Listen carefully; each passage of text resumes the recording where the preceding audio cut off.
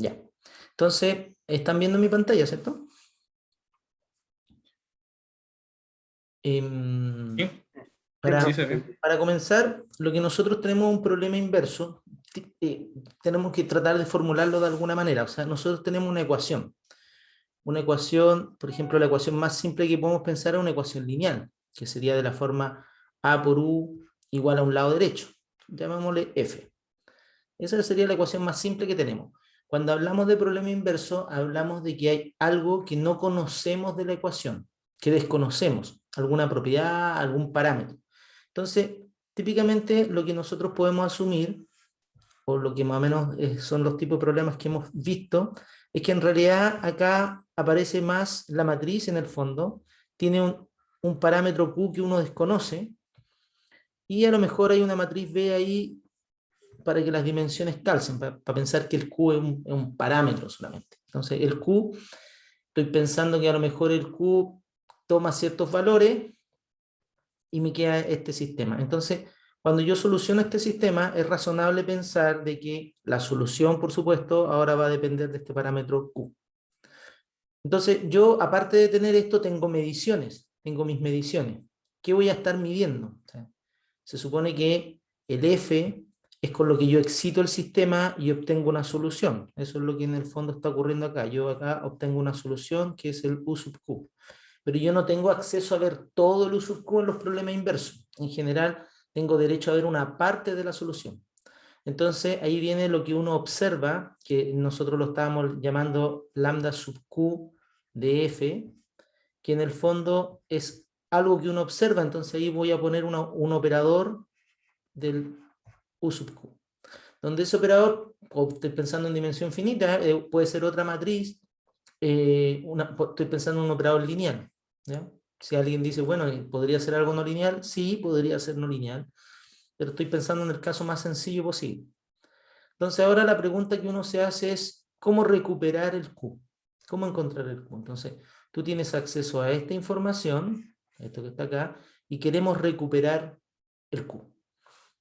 Entonces, la manera de hacerlo es implementar el sistema directo. ¿Qué quiere decir el sistema directo? Que dado un Q, te entregue la medición, que sería esto que está, este esquema que tenemos puesto acá. Dado un Q, te genera la medición. Ese es el sistema directo. Y ahora para invertirlo, lo que hacemos es simplemente minimizar el error que nos lleva el encontrar Q. Es decir, suponemos que tenemos un Q y planteamos simplemente un problema como de minimización.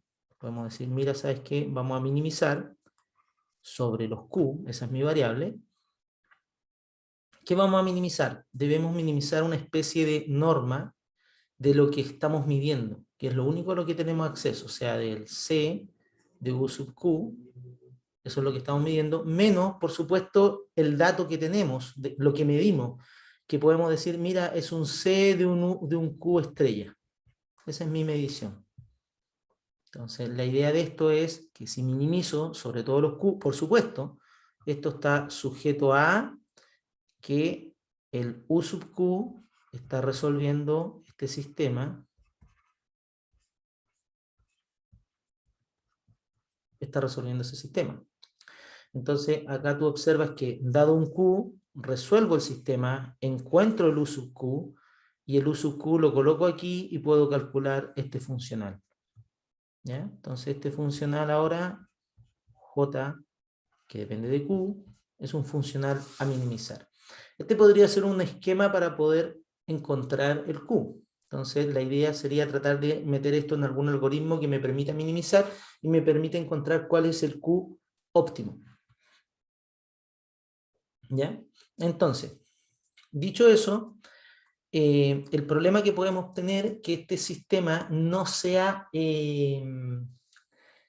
convexo o no sea, ¿cuánto se llama? O sí sea convexo, pero no sea coercivo, pierda alguna propiedad y por lo tanto este mínimo nunca llegue, nunca podamos encontrar el mínimo.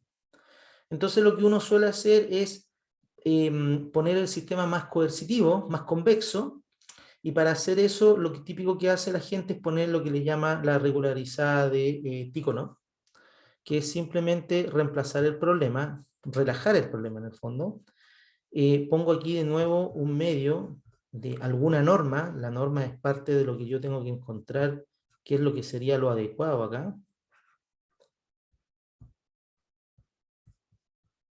¿Ya? Más, y aquí coloco un parámetro, puedo poner un epsilon, ¿de acuerdo? Y aquí coloco la norma de mi variable. ¿Ya? De esa manera convexifico el problema de alguna forma y hago que el sistema sea invertible y por lo tanto garantizo que voy a poder calcular el mínimo. Por supuesto, esto sujeto a que A más Q por B por U sub Q sea igual a F. ¿Ya? Y este es un nuevo funcional que lo puedo llamar J sub epsilon de Q, porque depende de epsilon. Cuando epsilon es 0, por supuesto, recupero el funcional original. Cuando epsilon es distinto de 0, estoy en presencia de un funcional que tiene un término que es fuertemente convexo y por lo tanto también me garantiza de cierta manera la coercividad de este funcional. ¿De acuerdo? Eso es típicamente lo que uno hace. Ahora, dicho eso, cuando uno está enfrentado a este funcional, la pregunta es, ok, ya, pero ¿cómo calculo el mínimo de este funcional? Entonces, para calcular el mínimo, lo que hago es calculo la derivada de Gatot, para que me diga la dirección de descenso del funcional. Entonces, ¿cómo calculo la derivada de Gatot? La derivada de Gatot va a ser simplemente, la voy a anotar como delta de J en el punto Q en alguna dirección H.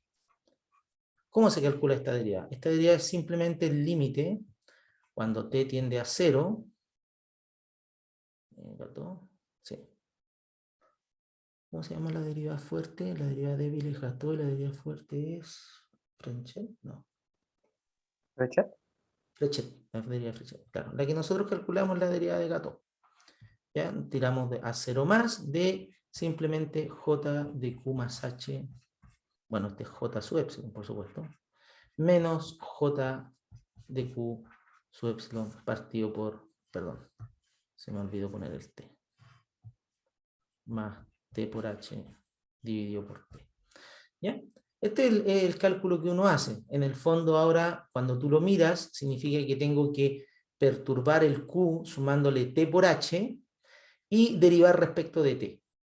¿De acuerdo? Eso es básicamente lo que tengo que lograr hacer. Entonces, al observar eso, ¿qué me va a quedar? Me va a quedar, ¿qué es lo que va a hacer en este caso? En este caso, al derivar la norma, voy a suponer, este es un supuesto mío, que esta norma está generada por un producto interno. ¿Ya? Si no está generada por un producto interno, no es verdad lo que voy a anotar a continuación. Al estar generada por un producto interno, esta derivada es simplemente C por U sub Q menos C por U sub Q estrella, coma, C, si es que el operador C no depende de Q, por delta de U de Q de Q, ¿de acuerdo? Más epsilon cuadrado por Q por H. ¿Ya? Eso es la derivada. ¿De acuerdo? En el primer término lo que tengo que aplicar es la regla de la cadena. No, la regla de la cadena. Sí, la regla de la cadena, porque es la composición. Tengo que darme cuenta que yo quiero derivar respecto de Q, pero me es más fácil derivar respecto de U. Al derivar respecto de U, la derivada es trivial eso, pero tengo que colocar acá este término que es la derivada de U respecto de Q. ¿De acuerdo? Entonces, para evaluar qué es lo que es ese término, tengo que derivar la ecuación, que la ecuación es la que me brinda la relación entre el U y el Q. Entonces, derivo la ecuación. ¿Cuál es la derivada de la ecuación? La derivada de la ecuación va a ser, como aquí voy a tener un producto, es la derivada de S por el de al lado más este por la derivada del de al lado. Entonces, ahí me va a quedar inmediatamente la derivada de la matriz, en este caso, la matriz A es constante, así que su derivada es 0. La derivada de Q por B es la derivada de Q. La derivada de Q es simplemente H, porque estoy derivando en la dirección H, por B, por U sub Q, más, y ahora tengo que derivar el otro término, que el otro término va a ser ahora A más Q por B por la derivada del U sub Q. ¿Cuánto da la derivada del U sub Q? Es lo que anoté como delta U sub Q. Y la derivada del F. El F no depende de Q, así que es 0. ¿De acuerdo? ¿Hasta ahí todo bien? ¿Más o menos? Sí, profe. Ya. Entonces, ahora el paso que sigue es tratar de la ecuación que está abajo, de la segunda ecuación que está aquí, tratar de alguna manera despejar este término para tratar de encontrar este término que está arriba. Porque cuando yo estoy calculando la derivada, lo que me gustaría es tener puras cosas que dependan linealmente de h. Este término está listo, ahí está su dependencia lineal con respecto de h. Pero este de acá también depende linealmente de h, pero a través de este delta U sub Q. Porque delta U sub Q tengo que resolverlo para que dependa linealmente de h. Entonces, quiero que quede explícita la dependencia en h, y por eso quiero calcular este término. Una de las formas que se suele utilizar es por transposición, es decir, a través de dualizar la ecuación. Para eso, lo que hago es multiplico por una función psi, la ecuación, para calcular el adjunto. Cuando digo multiplico es que voy a calcular el adjunto en algún producto correspondiente, en algún producto interno.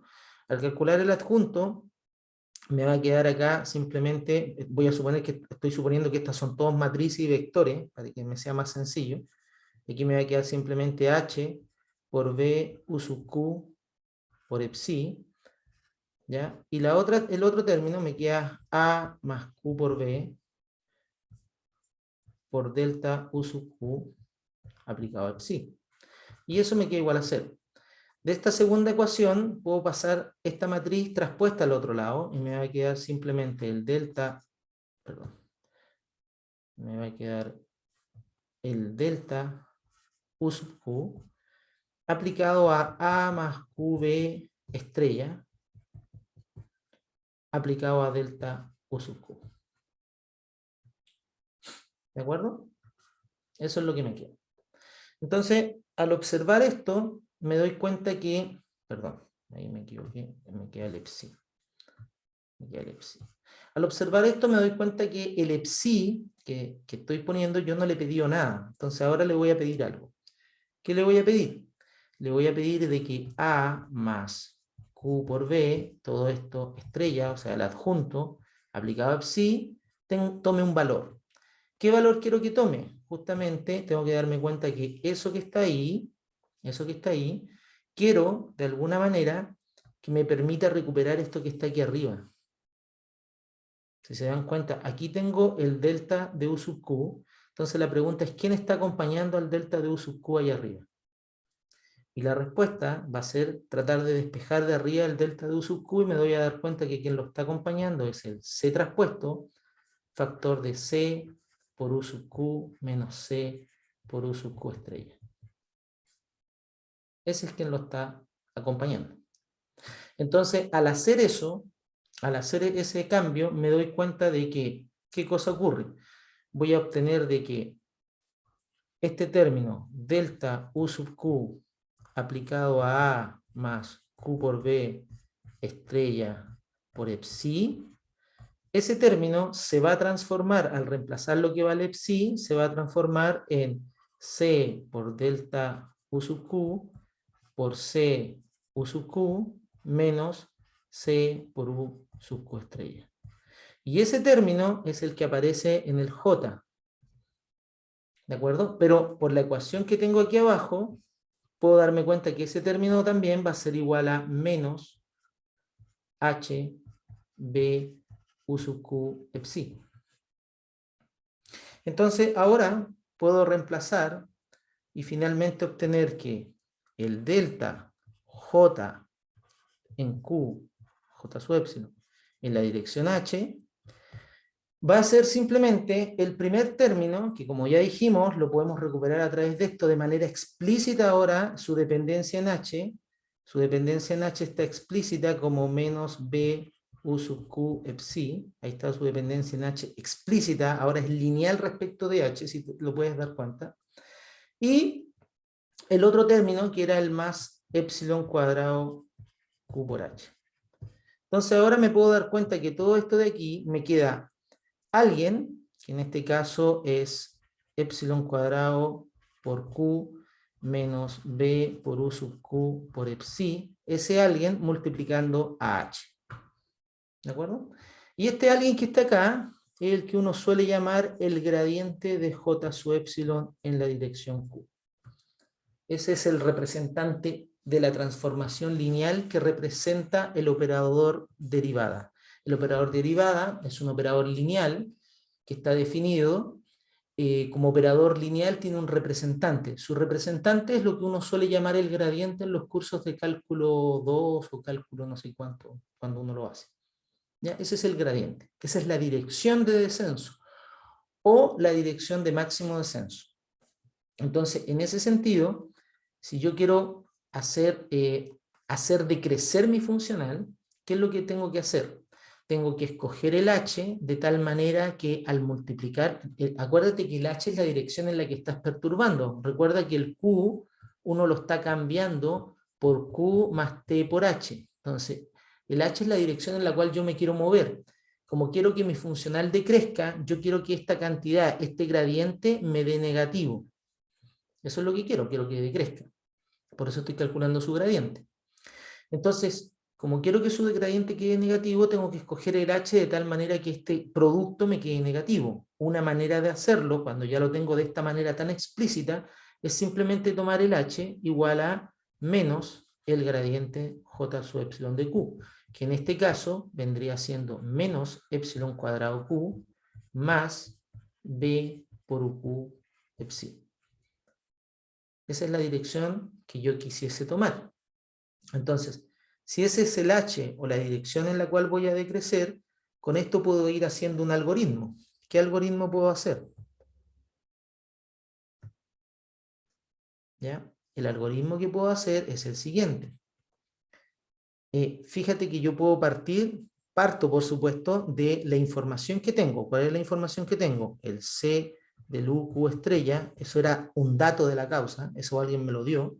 Y por supuesto parto de un cierto Q sub K, que alguien me tiene que decir de cuál voy a partir, de 0, del que tú quieras. Partimos de 1, ¿de acuerdo? Y ahora vamos a hacer el algoritmo. Acuérdate que lo que queremos hacer es decrecer. Entonces queremos calcular justamente este nuevo Q, que es moverte en esta dirección más T por H. El H que tenemos que calcular es este. Para calcular este H te dice, mira, tienes que conocer el Q, ya, bien, ya conozco un Q. Tienes que conocer el U sub Q. Eso significa que tienes que solucionar el sistema para el cual el problema original, el problema directo. O sea, ahora tú tienes que decir, bueno, tomo Q igual al QK y resolvemos. ¿Qué resolvemos? Resolvemos la ecuación del problema directo, que en este caso era A más QB por U sub Q igual a F. Acuérdate que el F era otro dato del problema. Tengo F, la medición y el Q del cual parto. Resuelvo este sistema. ¿De acuerdo? Entonces ahora, ¿qué es lo que implica esto? Que el U sub Q es conocido. ¿De acuerdo? Es parte de nuestra información ahora. Después que lo tengo, sigo mirando mi dirección. ¿Qué necesito? El epsi. ¿De acuerdo? ¿Cómo calculo el epsi? Miro lo que le pedí al epsi. Al epsi le pedí esto que está acá. ¿Ya?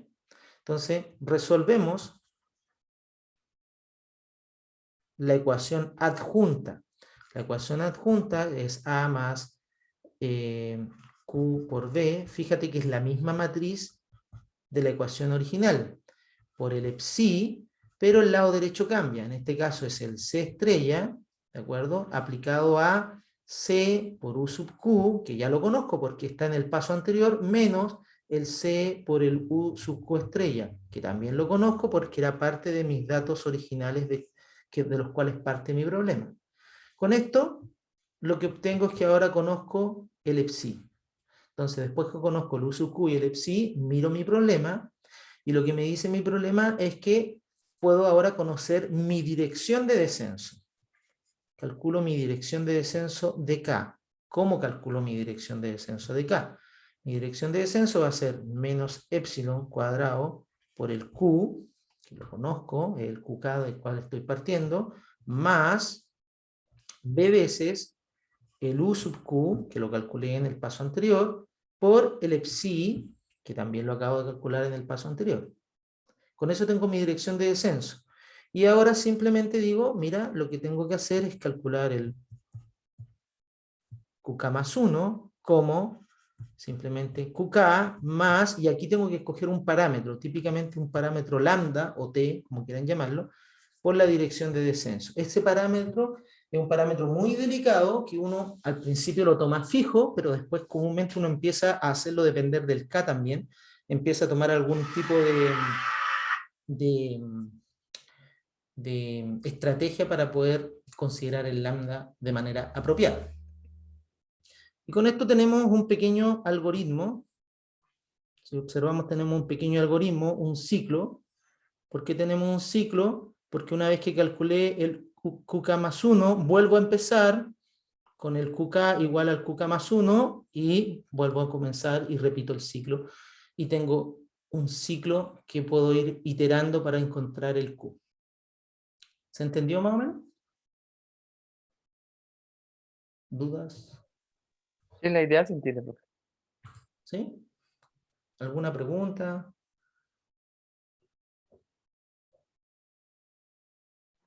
Profe, ¿y eso se me escucha bien? ¿Sí? Sí. ¿Y eso cuándo para? Bueno, es una buena pregunta. Típicamente el criterio de parada es, uno tiene que poner un criterio de parada. Los típicos criterios de parada que uno pone pueden ser dos. ¿Ya? El criterio de parada antes de volver, uno puede poner que tratar de estimar cuánto es la norma del dk. Por ejemplo, que la norma de dk sea menor que epsilon puede ser un criterio de parada. Menor que un epsilon dado, ¿de acuerdo? No el epsilon de arriba, un epsilon 0, ¿ya? ¿Por qué? Porque el dk recuerda que en cierta manera es la norma del gradiente. Entonces, cuando tengo gradiente igual a 0, significa que estoy como en el punto de equilibrio. Por eso ese es un criterio de parada. El otro criterio de parada que uno utiliza es típicamente la distancia del QK más 1 menos el QK. Que esta distancia, dividido por la norma del QK, esta cantidad sea menor o igual a un cierto epsilon 1. Eso también involucraría un criterio de parada. Porque eso significa que el algoritmo no está mejorando, no está haciendo un cambio abrupto en el Q. ¿Ya? Esos son dos criterios de parada que se suelen utilizar en este problema. En este tipo de problema. ¿Vale? ¿Alguna otra pregunta?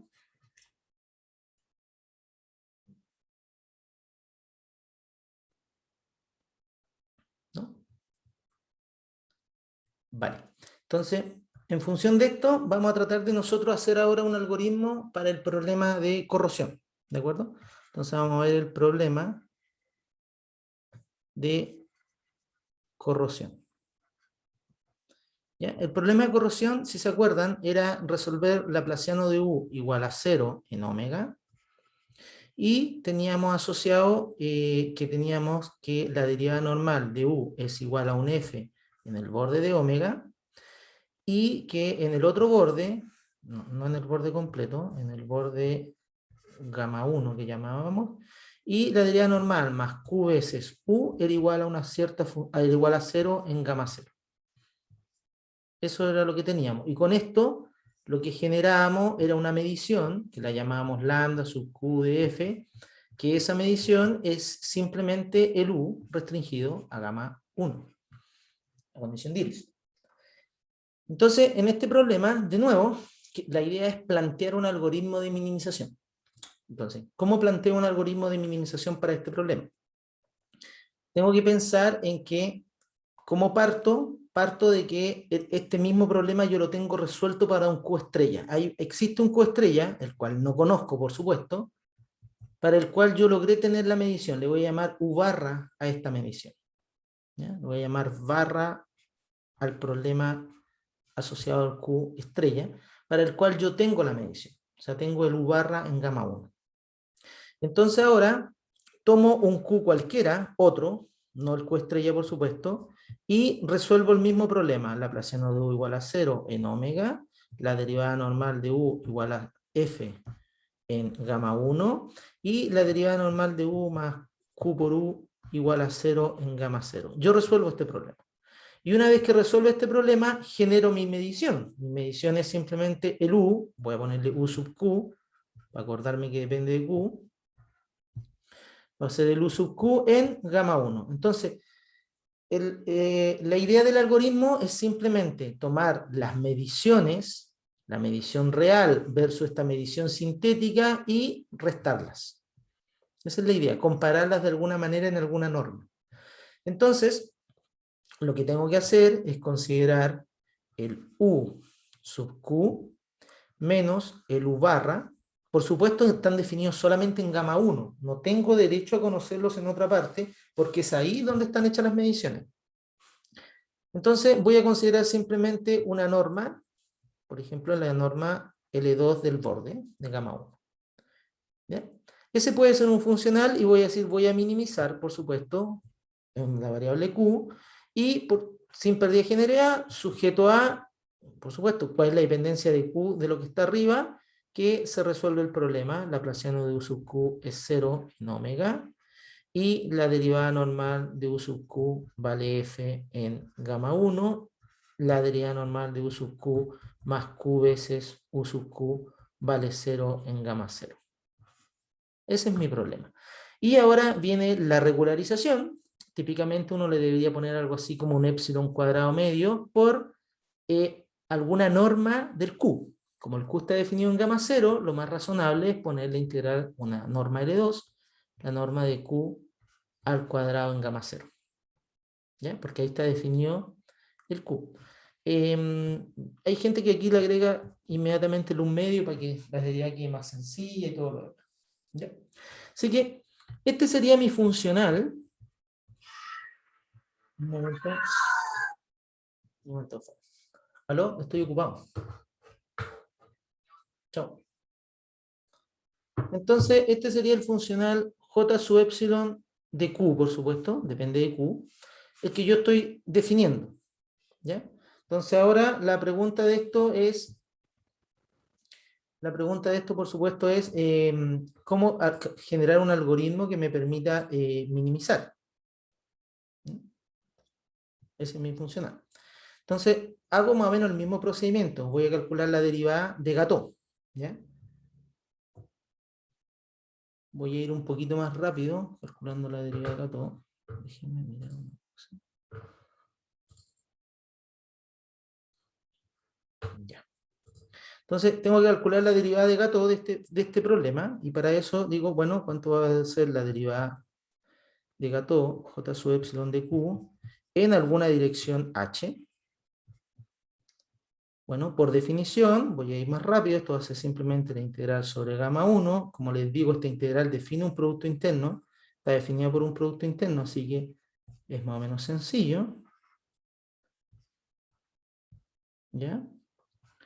Más epsilon cuadrado por la integral sobre gamma 0 de Q por H. Esa es la derivada. Y ahora tengo que preocuparme de derivar la ecuación. Entonces, cuando vaya a derivar la ecuación, voy a simplemente calcular el Laplaciano. El Laplaciano es un operador lineal. Entonces, acuérdate que siempre cuando estoy calculando la derivada, lo que estoy calculando es U de Q más T por H menos U de Q. Estoy dividiendo esas dos cosas y dividiéndolas por T y tomando límite cuando T tiende a 0. Pero si antes de tomar límite cuando T tiende a 0 calculo el Laplaciano, ¿cuánto va a ser eso? Va a ser 0. ¿Ya? Entonces, y después tomo el límite, así que el Laplaciano de la derivada de U sub Q vale 0 en omega. ¿Ya? Y luego voy viendo, aplico la misma regla para derivar esta derivada normal de gamma A. Ahí va a quedarme la derivada normal de delta U sub Q. De nuevo me va a quedar 0, porque el F no pasa nada. El F no depende de eso. Y me queda derivar la otra expresión. El primer término es súper sencillo, la derivada normal de la derivada de U sub Q. El otro término es más complicado porque es la regla del producto. Me va a quedar más la derivada de Q, vale, H, por U sub Q, más Q por la por U por la derivada de U sub Q. Y eso va a ser 0 en gamma 0. Y eso me quedó el sistema. ¿De acuerdo? ¿Alguna duda hasta aquí?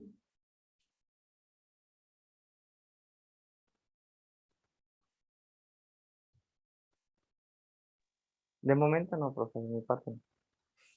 Ya, perfecto. Entonces, ahora lo que tengo que hacer es calcular el adjunto. El mismo proceso, voy dualizando. Entonces, para eso tomo una función test, una función psi, y multiplico y integro por partes. Entonces, cuando multiplico y integro por partes, ¿qué me va a quedar? Al multiplicar me va a quedar la integral de, sobre todo el borde de omega, de la derivada normal de delta u sub q por psi, menos la integral sobre todo omega del gradiente de delta u sub q por el gradiente de psi. Por supuesto, todo esto igual a 0. Luego aplico otra integración por partes y me queda que esto es igual a la integral sobre el borde de omega de la derivada normal de delta u sub q por psi menos la integral sobre todo el borde de delta u sub q por la derivada normal de psi más la integral sobre omega de delta u sub q por el laplaciano de psi. ¿Ya? Eso fue la integración por parte para pasar todo el laplaciano ahora al psi. Y ahora puedo ir reemplazando las condiciones de contorno. ¿De acuerdo? Por ejemplo, sobre gamma 1, donde vea la derivada normal de delta u sub q vale 0. O sea, esta primera integral es solamente sobre gamma 0. Sobre gamma 1 vale 0 ese termo. ¿Ya? Eso es lo primero que tengo que tener claro. Entonces, de esa manera me va a quedar que 0 es igual a la integral sobre gamma 0. Sobre gamma 0, ¿qué es lo que voy a tener? Voy a tener la derivada normal de delta u sub q por psi, y de esta otra integral también aparece algo sobre gamma 0. ¿Ya? Sobre gamma 0. ¿Sí? Sobre gamma 0. Sobre gamma 0 aparece menos, en este caso, delta u sub q por la derivada normal de psi. ¿Ya? Y me queda otro término, que es menos, la integral sobre gamma 1 de delta u sub q por la derivada normal de psi. ¿Ya? Y me queda el último término. Acuérdate que yo no le he pedido nada al psi hasta este momento. Ahora le voy a pedir que este de aquí sea 0. Laplaciano de psi sea 0. ¿Por qué le pido que sea 0? Porque tengo que ver, recuerden, que el objetivo de esto es que esta expresión de aquí tiene que quedar un funcional lineal respecto de h. Este término ya es lineal respecto de h. Ahí está su dependencia lineal respecto de h. Pero el primer término no. El primer término no es lineal respecto de h, porque la linealidad respecto de h está escondida ahí adentro. ¿Ya? Porque el delta u sub q, fíjate que no depende de nada, no depende de nada, y aquí depende linealmente de h. El delta u sub q. Entonces, la idea es explicitar la dependencia lineal respecto de h. Entonces, lo que necesito recuperar es en gamma 1, recuperar algo explícito respecto de h. Entonces, cuando estoy viendo acá, me estoy dando cuenta que me está quedando gamma 0, aquí me queda algo de gamma 1, aquí está, gamma 0, gamma 1, pero me está quedando esto. Yo no necesito nada en omega, entonces le pido inmediatamente al psi que sea 0, para que aquí ya no me quede nada, más 0. ¿De acuerdo? Eso es lo primero. Lo segundo ahora es reemplazar la última condición de contorno, que está ahí, esa es la condición de contorno, que está ahí, que es sobre gamma 0, reemplazarla, o sea, reemplazar cuánto vale la derivada normal de delta u sub q en gamma 0. ¿Ya? Que ahí me está pidiendo eso cuánto vale. Y eso me va a decir que 0 es igual a la integral sobre gamma 0 de la derivada normal, que la derivada normal va a ser menos h por u sub q, ahí está la parte lineal de h que estamos buscando, menos q por delta u sub q, perdón, aquí me faltó el epsi, menos q por epsi menos la derivada normal del epsi, y todo esto que está aquí multiplicado por delta u sub q. ¿De acuerdo? Todo eso es lo que está en gamma 0. Y el término en gamma 1.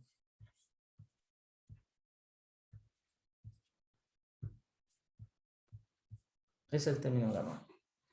Entonces, si se dan cuenta, en gamma 1, que es lo que me apareció, este término que está acá, es el término que me apareció en gamma 1, yo quiero que en gamma 1 lo que aparezca sea esto. O sea, quiero que aparezca delta u sub q multiplicando a u sub q menos u barra.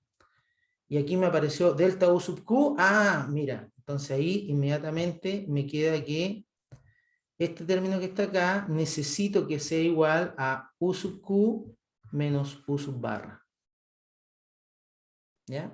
De esa manera voy a tener, ¿de acuerdo? Voy a tener que la integral sobre gamma 1 de delta u sub q multiplicando la derivada normal de psi va a ser igual a la integral sobre gamma 1 de delta u sub q multiplicando a u sub q menos u barra. Esa es parte de la derivada. Y esto, ¿ya? Aquí, fíjate que con esto le estás pidiendo una condición a la derivada normal de psi en gamma 1. Entonces, yo con esto quiero que me queden los términos lineales respecto de h. Entonces, me quedan estos dos términos acá. El primero claramente es lineal respecto de h, explícito ahí, pero el segundo no. Entonces, el segundo me gustaría que no estuviera. Para que no esté, le voy a pedir a psi sobre gamma 0 que ese término valga 0. Entonces, veis que todo esto de aquí sea 0. Entonces, de esa manera, me queda ahora este cálculo que estoy haciendo, que esto de aquí va a ser simplemente la integral sobre gamma 0 de menos h u sub q epsi. ¿Ya? Entonces ahora voy a recopilar qué es lo que le pedí al epsi. Al epsi le pedí que el laplaciano de epsi sea 0 en omega. Le pedí que la derivada normal de psi sea igual a u sub q menos u barra en gamma 1. Y le pedí que la derivada normal del psi más q por psi sea igual a 0 en gamma 0. Eso es lo que le pedí. Si se dan cuenta, es exactamente el mismo sistema que resuelve u sub q con una sola diferencia. Que el sistema que resuelve u sub q tiene aquí un f y este tiene aquí la diferencia, digamos, de mis mediciones. ¿Se entendió hasta ahora?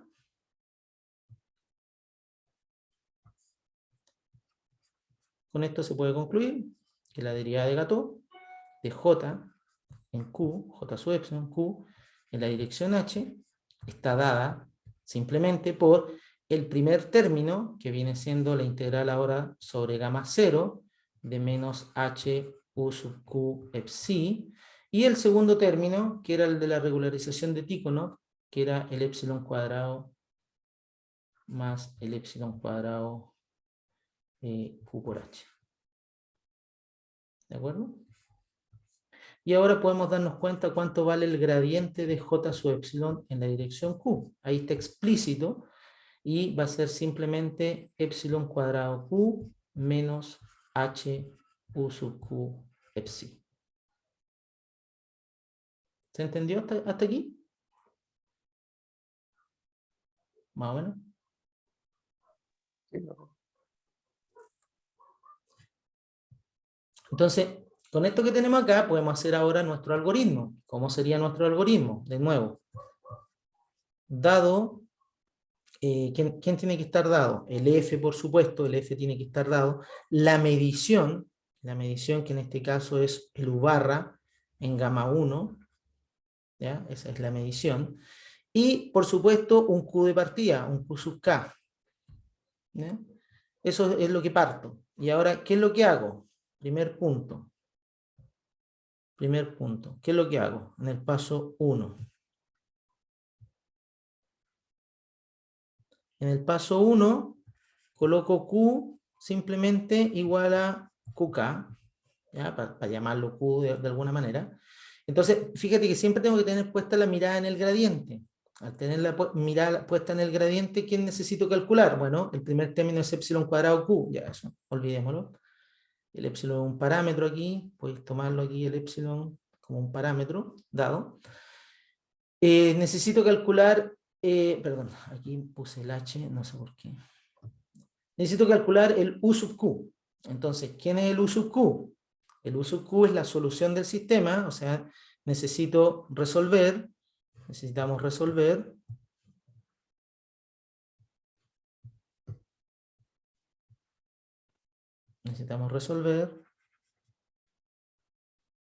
necesitamos resolver? Laplaciano de U igual a 0 en omega, ¿de acuerdo? Que la derivada normal del U, este U sub Q, sea f en gamma 1 y que la derivada normal del U sub Q más Q veces el U sub Q sea igual a 0 en gamma 0. Una vez resuelto eso, ya tengo el U sub Q, está calculado. Entonces, pues el siguiente paso, ¿qué es lo que necesito? Necesito resolver el EPSI, que es la ecuación adjunta. Resolver la ecuación adjunta. La ecuación adjunta aquí resultó ser exactamente la misma. ¿De acuerdo? En omega, pero con la diferencia que el dato que excita la ecuación, lo que la hace que tenga un valor, en este caso es simplemente el U sub Q menos el U barra. Acuérdate que el U sub Q lo conozco porque es el que está calculado en el paso anterior. El U barra era un dato. Esto en gamma 1. ¿De acuerdo? Y en gamma 0 satisface la misma condición, simplemente que eso vale 0 en gamma 0. Entonces, una vez que resuelvo esas dos ecuaciones,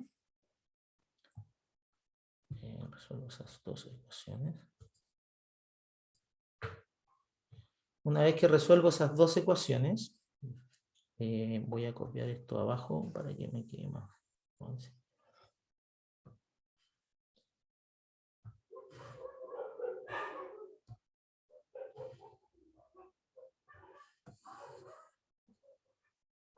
Bueno, una vez que resuelvo esas dos ecuaciones, estoy listo para calcular mi dirección de descenso.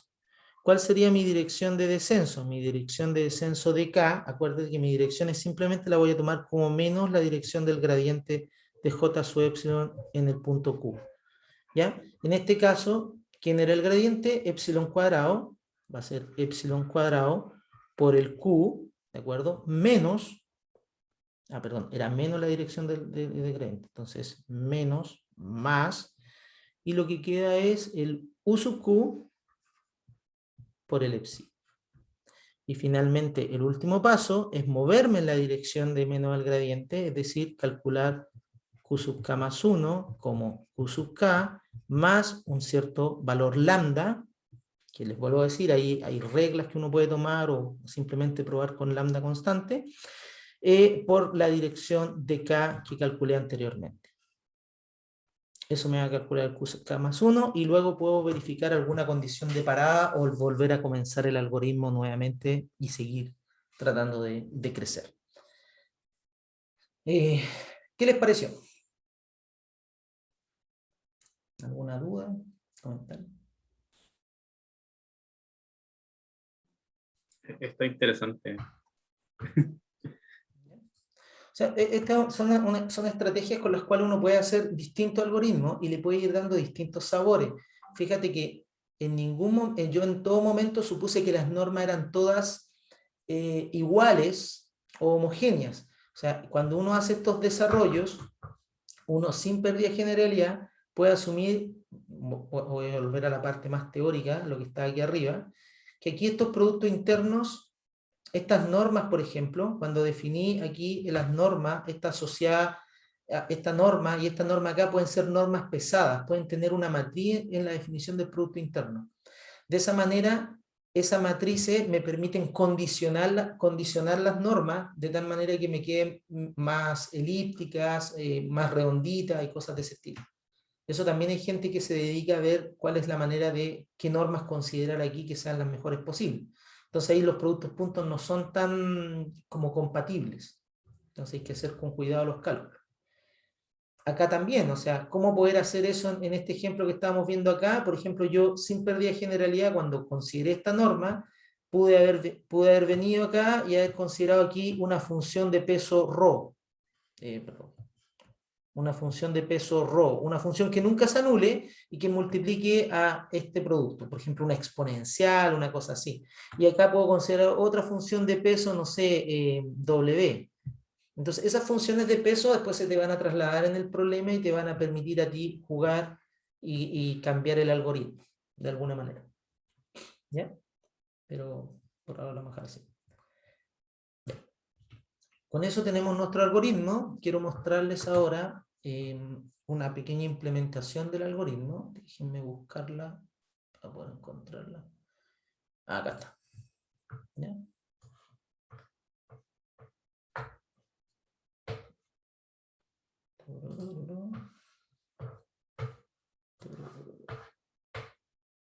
Ya.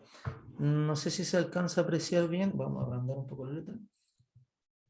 ¿Ya? Esto es FreeFrame. FreeFrame es un software libre para hacer cálculos, o sea, tiene versiones en 3 dimensiones, pero principalmente en 2 dimensiones funciona muy bien para hacer cálculos de problemas elípticos, de repente también funciona para parabólicos, pero principalmente para elípticos. Y una de las gracias que tiene es que malla muy fácil la estructura en 2 dimensiones. ¿Ya? Entonces, acá se genera una malla, esta es una malla cuadrada, ahí pueden ver que una malla cuadrada, dice malla cuadrada de 50 por 50. Aquí la graficamos la malla, la mostramos la malla y le ponemos un wait que es simplemente para esperar que el programa se pause mientras estamos visualizando la malla. Después generamos aquí el espacio, esta forma de resolverla es utilizando elementos finitos. Entonces generamos los espacios que son espacios de elementos tipo P1, ¿de acuerdo? El espacio lo llamamos VH, tomamos la malla y le decimos que queremos polinomios P1. Significa que sobre cada triángulo él entiende que hay un polinomio de grado 1, eso significa que en cada triángulo hay 2 grados de libertad, está la constante y la pendiente. Eso es lo que él entiende en cada dirección. Ya como estamos en dimensión 2, hay 3 grados de libertad sobre cada triángulo. Luego definimos algunas variables sobre esta malla. Definimos la variable U, la variable B, la variable Q, la variable F. ¿Ya? Aquí definimos algunas funciones. Voy a definir un Q de referencia, que es el que quiero buscar. Este sería mi Q estrella, que lo coloco igual a 1. Quiero buscarlo igual a 1 nomás, constante. Y el F de referencia, la función que excita el sistema, la voy a poner como X cuadrado. ¿De acuerdo? Esa es la función que excita el sistema, X cuadrado. Entonces, acá programo el problema. La manera que FreeFrame programa las cosas es muy amigable con los matemáticos porque se programa utilizando su versión variacional. Entonces tengo que colocar el problema en su formulación débil. Entonces la formulación débil, aquí yo le coloco un nombre, le puse Laplace, ese es un nombre que tú escoges. Le tienes que colocar la variable primal y la variable test. En la variable primal va a quedar guardado el resultado. La variable test simplemente el algoritmo la utiliza para poder generar las matrices. Es una variable muda, pero tiene que haber sido inicializada en la malla. Luego se genera una integral, aquí una integral en 2 dimensiones sobre la malla, y aquí lo que está escrito es básicamente el producto interno del laplaciano, su formulación débil, es el gradiente punto gradiente. La derivada en X del U, por la derivada en X del B, por la derivada en Y del U, por la derivada en Y del B. Y luego se suman otras integrales, que son la integral en 1D que aparece, que en este caso sería el Q por U por B, y la integral del lado derecho que aparece, que sería el F por B. Esto del 1, 2, 4, 3, es porque FreeFrame, cuando es una malla cuadrada, le pone nombre a los bordes, y los bordes que les pone es simplemente, en este caso, como es una malla cuadrada, le pone 1, 2, 3, 4, siguiendo la regla de la mano derecha. ¿Ya? Entonces, de esa manera, ¿perdón? ¿Sí? ¿No? De esa manera, lo que aquí estoy diciendo es que el borde gamma 1, donde está el F, es el borde 1, 3. ¿De acuerdo? El borde 1, 3, como pueden darse cuenta en el dibujo, es arriba y abajo. Nadie dijo que tenía que ser conexo. Y el borde 2, 4, donde estoy colocando el Q, son los bordes horizontales. ¿De acuerdo? Ahí es donde estoy colocando el Q. Entonces, pues, coloco un Q de referencia, coloco un F de referencia, después coloco el Q de referencia, el F de referencia, esto es para el problema real, es para calcular de manera sintética el Q estrella, digamos, o sea, el U estrella. Cuando coloco Laplace, resuelve el problema de arriba, con el Q y el F que le di.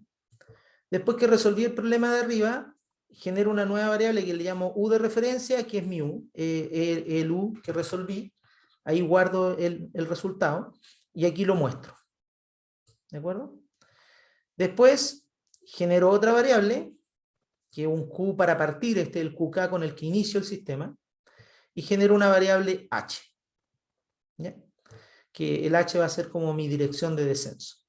Y después genero una variable lambda, que es este paso por el cual voy a ir decreciendo, y lo que voy haciendo es guardando el error que voy cometiendo, el error relativo en norma 2, el error relativo en norma 1, y voy calculando. Y aquí básicamente está el algoritmo. El Q parte igual al QK, el F igual al F de referencia, resuelvo el problema, guardo la solución del problema, que sería el UH, después cambio la fuente del problema, en este caso el U por el U de referencia, el U menos el U de referencia, resuelvo de nuevo el problema y calculo la dirección de descenso, que en este caso sería el U, que en este caso es la solución del adjunto, por el H, que era la solución anterior. Así que esto sería como el U por el epsilon. ¿Ya? Y en este problema no le puse el epsilon cuadrado, porque no lo necesita. En principio uno quiere resolver con epsilon igual a 0, entonces aquí no lo coloqué, y simplemente tomé dh igual a la dirección de descenso, la metí ahí con el lambda, y fui calculando el q sub k como el anterior, más lambda veces la dirección de descenso. ¿De acuerdo?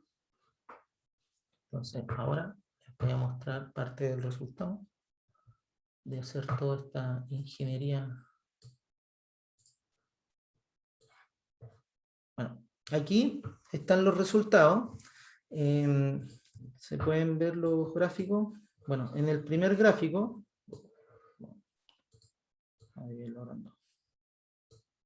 bueno, en el primer gráfico simplemente estoy graficando el número de iteraciones y el error relativo que voy calculando en el borde. ¿De acuerdo?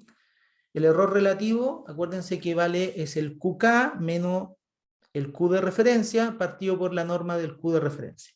Entonces ahí me voy dando cuenta que efectivamente el algoritmo va funcionando, cada vez va decreciendo más. Es súper bueno. Pero como que no se aprecia bien cuánto decrece. Ahí dice 0,3, 0,1, una cosa súper pequeña. Entonces uno no puede apreciar bien esto. Típicamente en numérico, cuando uno hace esto, uno calcula el logaritmo del funcional, del error, digamos. Entonces, al calcular el logaritmo en base 10 del error, que es lo que está aquí al lado, uno puede ver que el logaritmo sigue decreciendo, y aquí uno puede ver que el logaritmo parte bajo 0, parte cerca de menos 1, después menos 1,5, menos 2, menos 2,5, menos 3. Cada vez que gana uno de estos, en el fondo como que está ganando un decimal de precisión la solución. ¿De acuerdo? Porque el logaritmo en base 10. Entonces ahí vemos que va decreciendo el funcional dramáticamente y se va convergiendo rápidamente. Ya, si se dan cuenta, la convergencia no es muy pareja, aquí tiene como unos saltos. Esos saltos es porque el algoritmo que estoy graficando aquí no es el que les mostré, es uno donde se implementó una regla para ir mejorando el paso de descenso. ¿Ya? Eso es básicamente.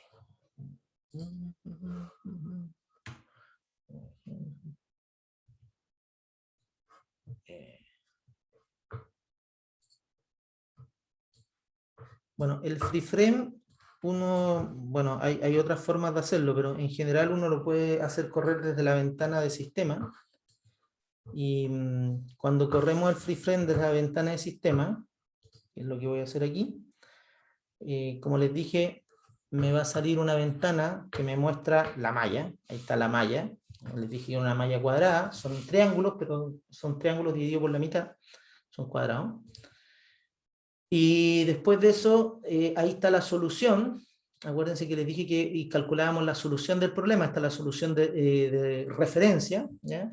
La puedo pintar, si quiero así, o verla en 3 dimensiones. Esa es la solución de referencia que estoy poniendo, ¿ya?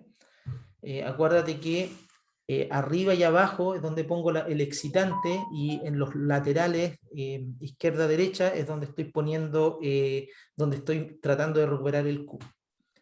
¿Ya? Y después, bueno, aquí el Q inicial con el que parto. Este es el Q inicial que parto. Y después ya aquí estaría el Q final que llega al algoritmo. Este algoritmo está corriendo muy poco, corre 100 veces. Los gráficos que le estaba mostrando antes eran 2000 iteraciones. ¿Ya? Y así tenemos un algoritmo que nos permite de alguna manera recuperar el Q. ¿Alguna duda hasta el momento? ¿Preguntas? ¿No? Profe, no sé cómo formular la pregunta. A ver, entonces uno mira un cubo de referencia y trata de reconstruir a ese mismo cubo. O sea, conociendo el cubo lo reconstruye. Claro, es que es para diseñar un algoritmo, o sea, te estás parando en el mejor de los mundos, que el Q lo conoces para verificar si tu algoritmo realmente está encontrando un Q que tú conoces, porque es un testeo. ¿Me entiendes? En la vida real tú vayas a tener una medición, y la medición va a ser más fea porque la medición no va a ser una solución de un sistema, probablemente va a ser una solución de un sistema más otros errores. ¿Ya? Entonces, eso es algo a considerar. O sea, en este algoritmo, por ejemplo, en todo lo que he hecho acá, yo estoy considerando acá una cosa que es súper tramposa, pero que en el fondo este valor de aquí es la solución de una ecuación de un sistema igual al que tenemos, pero tienes que considerar que en la vida real probablemente lo que va a ocurrir es que este valor que está aquí, tienes que estarle sumando otro término, que sería un error de medición, porque esto es parte de lo que mides, lo que en el laboratorio se midió, y por lo tanto probablemente va a tener un error de medición.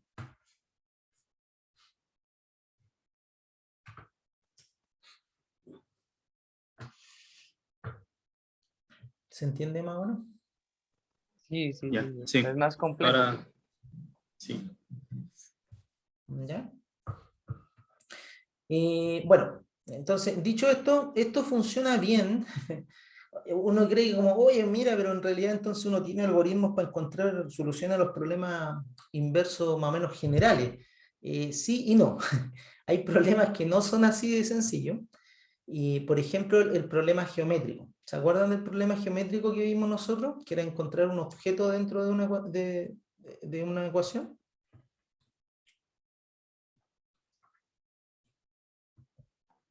Sí, sí.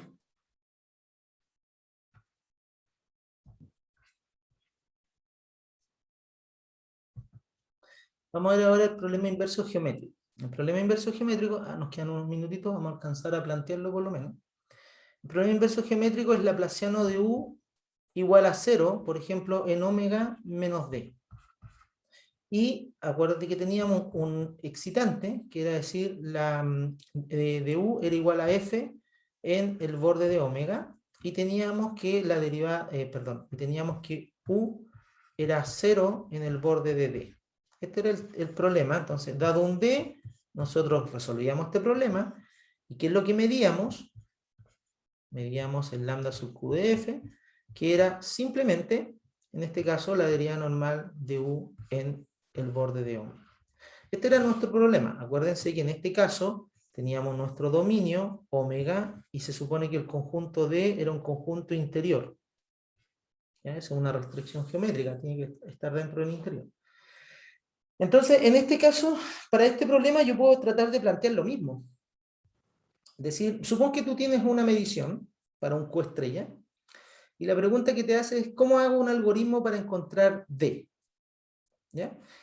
Tú me puedes decir, chuta, pero es que D es un conjunto, no sé cómo hacerlo, no sé cómo... Porque fíjate que va a venir el siguiente problema. Uno va a venir y decir, bueno, siguiendo lo que se hizo en clase, tendríamos que tratar de poner una norma de la derivada normal del U sub Q menos, por supuesto, la medición, que eso es un lambda de un Q estrella de F, la medición. Entonces, tengo que poner una norma de esto. Esto está definido en el borde de omega, así que lo más razonable sería poner la integral sobre el borde de omega. ¿Ya? Un medio. Eso sería lo más razonable. Pero aquí viene el siguiente problema. Acuérdate que otra de las cosas que le agregamos, otro de los ingredientes era la regularización. Entonces, ¿cómo le voy a agregar epsilon cuadrado medios? ¿De qué cosa? Acuérdate que en este caso, aquí le puse Q, perdón, yo me equivoqué, no es Q, es el conjunto D. Acuérdate que esta es la solución U sub D, porque acuérdate que lo que estamos buscando aquí es el conjunto D. ¿Ya? Aquí es U sub D. Lo mismo aquí. Este sería un D estrella. Entonces aquí habría que poner una especie de norma de la variable. Y este tendría que ser un funcional que sería J del conjunto. Pero ahí viene el problema. ¿Qué norma ocupo para el conjunto? ¿Se entiende el problema?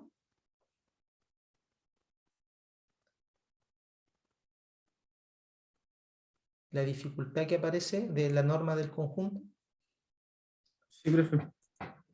Entonces, hay gente que lo soluciona. De hecho, este tipo de problema aparece mucho en análisis de imágenes. Cuando en análisis de imágenes uno quiere hacer una cosa que le llaman la reparación de la imagen o lo que le llaman el inpainting o ese tipo de cosas, aparece mucho esta estructura. En imágenes tú tienes un término que le llaman como el término de ajuste, que es el término de la imagen ajustada a lo que mediste o a la imagen que tienes, y tratan de poner otra medida que tiene que ver con la zona o la variable que quieres ajustar. ¿Ya? Entonces, aquí hay el primer problema, pero uno puede pensar un caso más fácil todavía. ¿Qué pasa si el conjunto D, voy a limitar la familia de los conjuntos D? Los conjuntos D ya no son un conjunto general, sino que, ¿qué pasa si son simplemente bolas? Son bolas de centro, no sé, ¿cómo quieres llamarle al centro? C, por ejemplo, de centro C y de radio R. ¿Ya? Y todas tienen el mismo radio. Y tú lo que estás buscando ahora es el centro nomás. Porque el radio supón que es dado. Alguien ya te dijo, mira, metimos una piedra o una bola dentro del sistema que tiene un radio dado, fijo. Lo único que quiero saber es dónde está. ¿De acuerdo? Es un problema mucho más sencillo.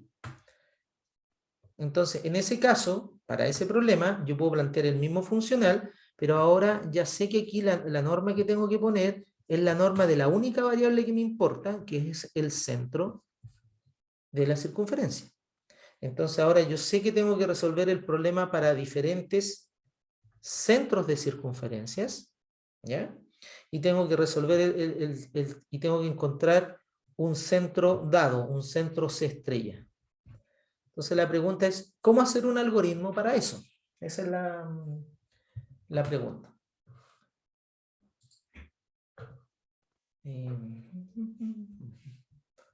Déjame buscar dónde dejé eso. Wow, se me perdió acá.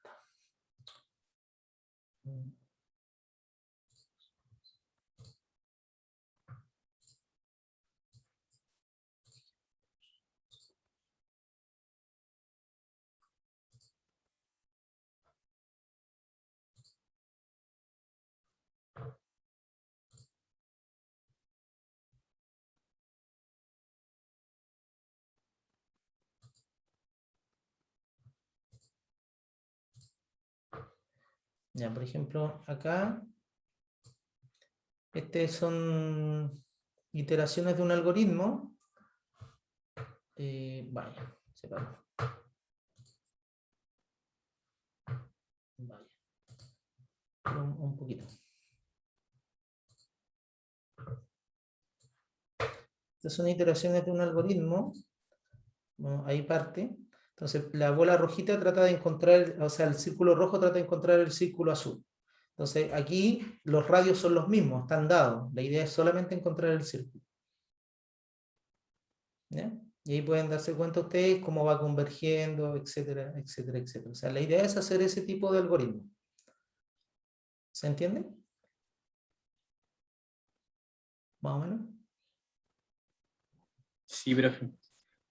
Ya, entonces, ¿dónde viene? Y, profe, Digamos, y se puede recuperar así como simultáneamente el centro con el radio, así como, me imagino el monito como con bolitas que van creciendo y se van moviendo, hacer esas dos cosas a la vez.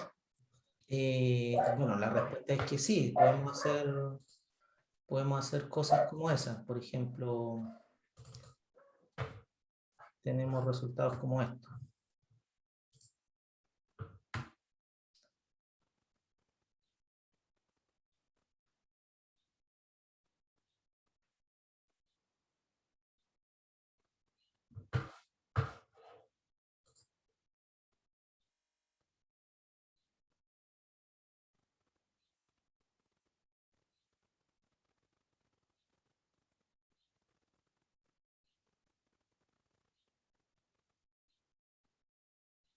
¿Ya?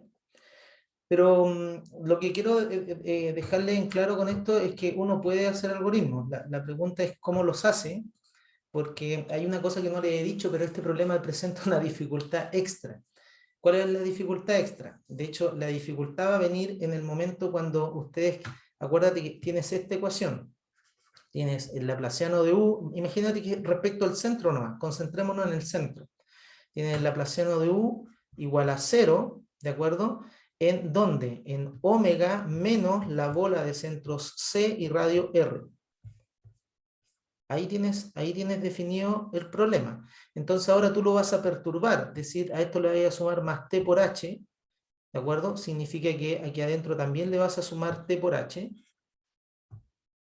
Vas a sumarle aquí c más t por h, ¿ya? Y por supuesto el radio está fijo y eso está fijo. Entonces ahora la pregunta es ¿cómo derivas esto? La manera de derivar, acuérdate que siempre era tomar el u de c más t por h y restarle el u de c. Esa era la manera de hacerlo, ¿se acuerdan? Y por ejemplo tomar laplaciano. El problema es que aquí como el dominio cambia, no puedo hacer eso. Porque estas dos funciones están definidas en conjuntos distintos. Mientras que esta de acá está definida en un conjunto que la bolita está en una parte, la de acá está definida en un conjunto donde la bolita está en otra parte. Entonces no las puedo restar. O sea, las puedo restar, pero en los puntos donde ambas estén definidas. Hay puntos donde ninguna de las dos está definida. ¿Se entiende la dificultad?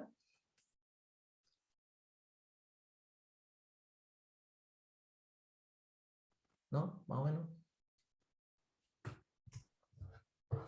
Sí, profe, se entiende. Ya, por eso, para poder hacer esto, yo les voy a mostrar, así a grandes rasgos, les voy a mostrar una herramienta que se llama Shape Differentiation, que es diferenciación de formas, que es justamente para calcular una especie de derivada cuando la variable es la geometría. Entonces yo les voy a mostrar cómo más o menos se hace eso y vamos a aplicarlo a este problema de reconstrucción de un objeto para explicarles cómo sería el algoritmo en el caso de encontrar el centro o de querer encontrar el radio o tratar de hacer algo más general. ¿De acuerdo? Eso es lo que vamos a ver la próxima clase. Eso, chicos, eso sería todo por hoy. ¿Alguna duda? No, profe, no, creo que es interesante y a la vez complejo.